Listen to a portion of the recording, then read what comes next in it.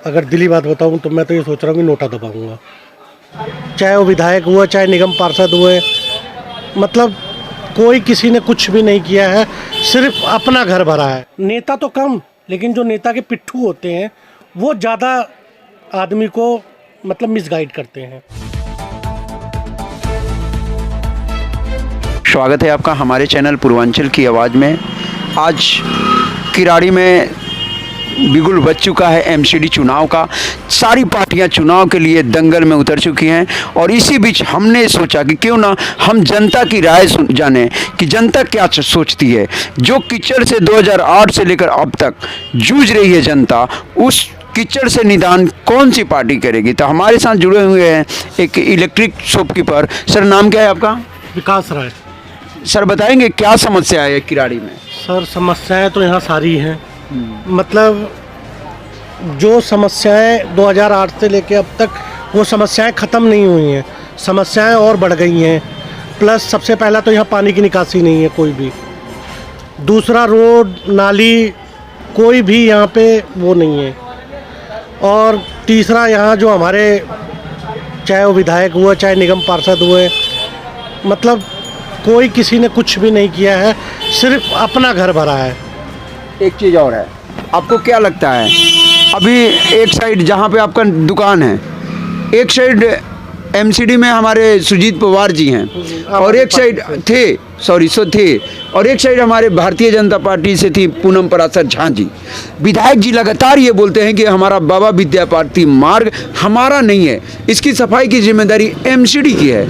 तो आपको क्या लगता है, दोनों ने सफाई समयानुसार महीने में एक बार कराया है क्या? नहीं सर, बिल्कुल नहीं। सबसे बड़ी बात क्या है, देखो यहाँ एक तो आदमी को ना पता नहीं है किस डिपार्ट का किसका क्या काम है। उसके लिए क्या है कि पढ़ा लिखा, अब यहाँ क्या है, सबसे बड़ा निम्न क्लास का आदमी रहता है और रोज़मर्रा की ज़िंदगी से बहुत परेशान है। उसको इस चीज़ से मतलब नहीं है। रही बाकी नेता के काम करने की, मतलब ना तो उधर सुरजीत पवार जी ने कोई काम किया, ना तो इधर पूनम पराशर जी ने कोई काम किया। जो निगम पार्षद का काम होता है, निगम पार्षद का काम क्या होता है, जैसे 3 फुट की नालियाँ हुई, झाड़ू और सफाई कर्मचारी और कोई नगर निगम का स्कूल, मतलब इस टाइप का कुछ नहीं। लेकिन ये नाला जो है बाबा विद्यापति मार्ग का, हमें लगता है कि 4 फुट से ज़्यादा है। ये सर और 6 फुट के नाला हमें लगता है कि एमसीडी के अंदर नहीं आता है। ऐसा एमसीडी के कानून है। नहीं। मैंने भी पढ़ा है एमसीडी के कानून में कि उन्होंने बोला है कि 4 फीट से नीचे का नाला हमारा, 4 फीट से ऊपर का नाला दूसरे डिवीज़न का होता है। अब सर, मेन बात यही है ना कि देखो क्या होता है कि नेता सिर्फ बेवकूफ़ बनाता है और आदमी उस चीज़ को समझ नहीं पाता है। सबसे बड़ी बात क्या होती है, जागरूकता की। यहाँ पर जागरूकता की बहुत कमी है। और दूसरी बात क्या है, नेता तो कम, लेकिन जो नेता के पिट्ठू होते हैं वो ज़्यादा आदमी को मतलब मिसगाइड करते हैं। ये आपको ही पता बहुत अच्छी तरह से कि जो 1 फुट का 2 फुट का नाली हुई, 3 फुट का नाली हुई, इसको नाली बोला जाता है। प्लस 3 फुट से जो प्लस हो जाता है उसको नाले में कन्वर्ट किया जाता है। 4 फुट 5 फुट 6 फुट या डैन वगैरह, ये सब पीडब्ल्यूडी के अंडर में आता है।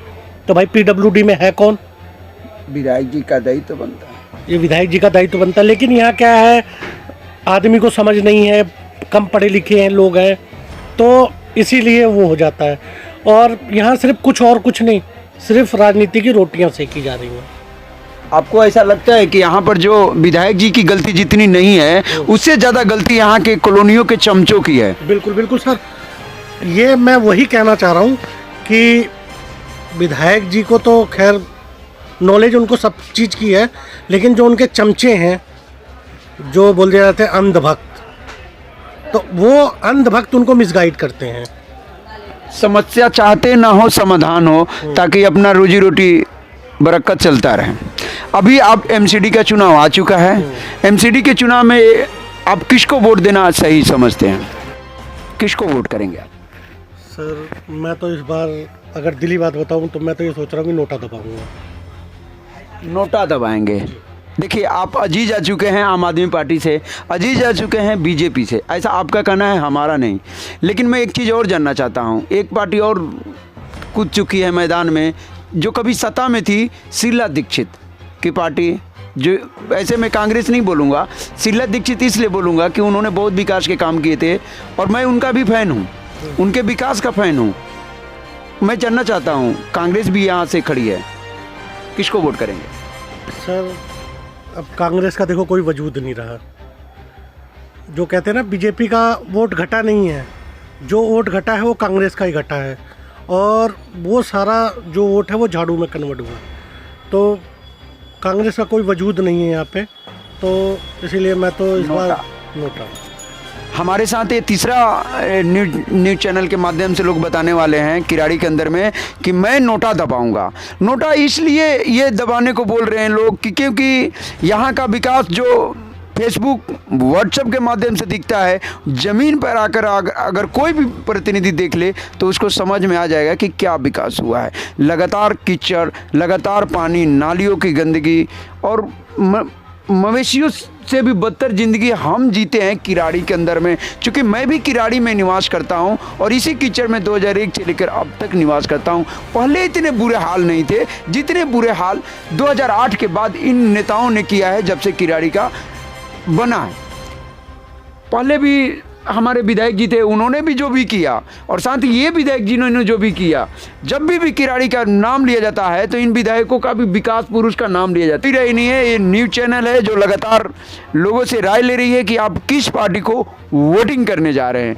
पूर्वांचल की आवाज़ से राजेंद्र कुमार, जय हिंद, जय भारत।